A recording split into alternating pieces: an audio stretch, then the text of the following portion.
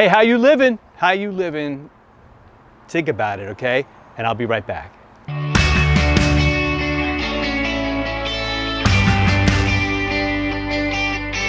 All right, just think about it. How are you living? 1 Peter chapter 1, we've been in 1 Peter, we're going to be in that all week. Let's look at 17 and 18.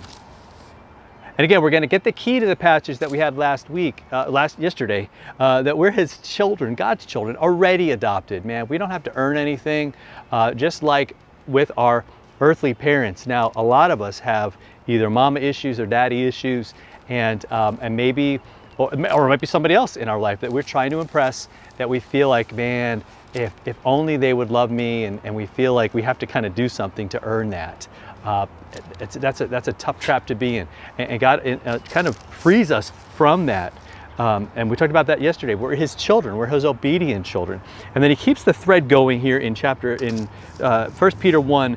Let's look at verse 17. He says, "And if you call on him as Father, who judges impartially according to each one's deeds, conduct yourselves with fear throughout the time of your exile, knowing that you were ransomed from the futile ways inherited from your forefathers, not with perishable things such as silver and gold, but with what? But with the precious blood of Jesus Christ, like that of a lamb without blemish or spot." Again, it's this call to a new life.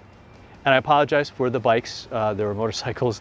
I'm filming in the backyard of my house. That stuff's going on in the front. Got a busy road out front, and it's kind of crazy sometimes, and those were super loud. So again, we talk about God rescuing us. The word he uses there is ransoms us from a futile way that we kind of inherited, right? The patterns we inherited that he's talking about from the people that came before us. A lot of times we just kind of go on that autopilot and do well, this is what my family always does. This is what the people I kind of hung out with always did. And we kind of feel like we're sort of trapped in that. And he's saying, no, God bought you back from that with the blood, not with money, but with his very blood. He was that lamb, that sacrifice, that perfect sacrifice for us. And that is the foundation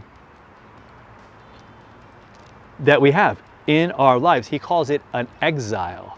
Like we're people who are kind of in an exile, if you will. This is not our home, right? We long to be home with God in heaven. We long to be in that new heavens and new earth, and we long for it to come to the world and come to fruition, man. What an awesome thing that is going to be. And yet we get a taste of that. We're kind of living in that reality now because it's a promise. It's what our Father has given to us as his children, and he's calling us to live a life that really preaches to the world how amazing he is. So again, let's just keep looking at these passages in 1 Peter. Some really awesome things. We could get deeper into this. If you have anything in the comments, please let me know. We can talk about any of the details that I just don't have time in a short video like this to get into.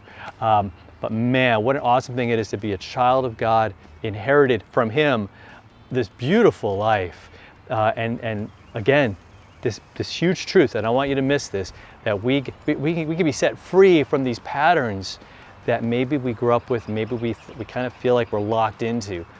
Jesus says, look, I've ransomed you from that. I bought you back from that with my very life. How awesome and incredible and life-changing that is. All right, so hit that subscribe button and share this with somebody. I'm Pastor Fred. This is The Follow Through, and we'll see you tomorrow for another part of 1 Peter chapter 1. See you then.